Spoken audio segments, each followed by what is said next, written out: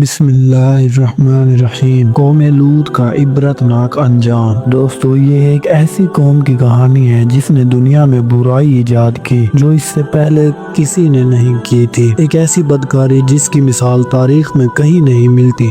وہ کون سی برائی تھی اور ان کا انجام کیا ہوا؟ آئیے جانتے ہیں آج کی اس ویڈیو میں۔ حضرت لوط علیہ السلام اللہ کے برگزیدہ نبی تھے۔ حضرت ابراہیم علیہ السلام کے بھتیجے تھے اور بچپن میں ہی یتیم ہو گئے تھے۔ حضرت ابراہیم علیہ السلام نے آپ کی پرورش کی اور اللہ نے آپ کو سدوم کے علاقے میں نبی بنا کر بھیجا۔ یہ علاقہ سرسبز، شاداب اور بہت زرخیز تھا۔ یہاں کے لوگ خوشحال تھے لیکن ان کے اخلاق انتہائی بگڑ چکے تھے۔ وہ ظلم، دھوکہ دہی اور سب سے بڑھ کر بدکاری میں مبتلا ہو گئے تھے۔ مردوں سے اپنی نفسیاتی خواہشات پوری کرتے تھے اور اس برائی کو فخریہ طور پر سرعام کرتے تھے۔ یہ وہ جرم تھا جس کی ہولناکی ناقابل بیان تھی۔ حضرت لوط علیہ السلام نے انہیں بار بار سمجھایا کہ کیا تم عورتوں کو چھوڑ کر مردوں کی طرف مائل ہوتے ہو؟ کیا تم ایسی برائی کا ارتکاب کرتے ہو جو تم سے پہلے کسی نے نہیں کی؟ یہ راستہ تمہیں تباہی کی طرف لے کر جائے گا۔ اللہ سے ڈرو اور اس بدکاری کو چھوڑ دو۔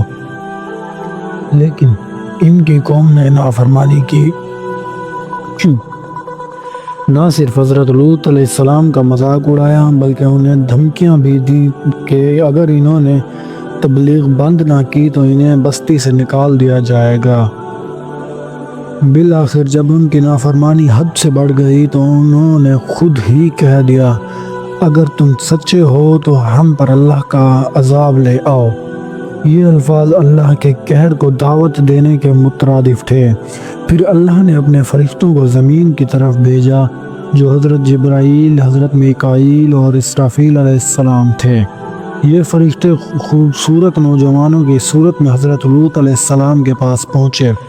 حضرت لوط علیہ السلام سخت پریشان ہو گئے کہ اگر ان کی بدکار قوم نے انہیں دیکھ لیا تو نہ جانے کیا کریں گے۔ لیکن ان کی بیوی جو کہ منافق تھی، اس نے قوم کو خبر دے دی۔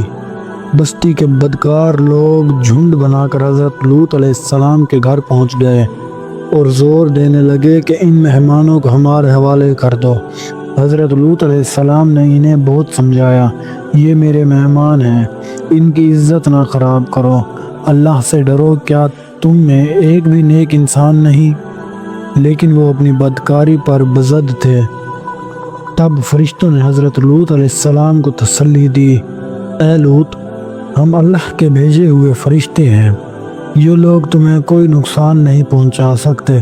ابھی رات کا کچھ حصہ باقی ہے، فوراً اپنے اہل خانہ کے ساتھ نکل جاؤ اور پیچھے مڑ کر مت دیکھنا۔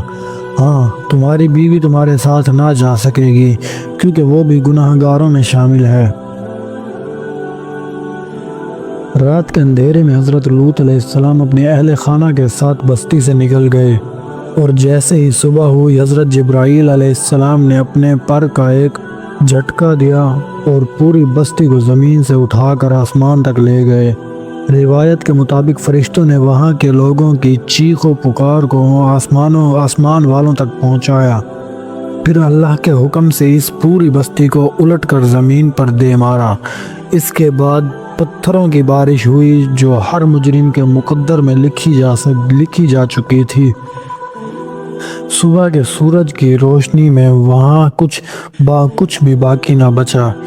جہاں پہلے ہریالی تھی وہاں اب ڈیڈ سی کے نام سے صرف ایک ویران بدبودار جھیل تھی جسے آج ہم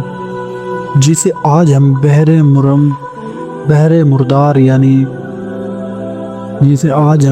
مردار یعنی ڈیڈ سی کے نام سے جانتے ہیں۔ اس کے پانی میں کوئی جاندار نہیں رہ سکتا۔ یہ دنیا والوں کے لیے ایک عبرت بن چکا ہے۔ یہی وہ گناہ تھا جس کی سزا قیامت تک کے لیے مثال بن گئی۔ لیکن آج بھی دنیا کے کئی ممالک میں یہی بدکاری عام ہو چکی ہے۔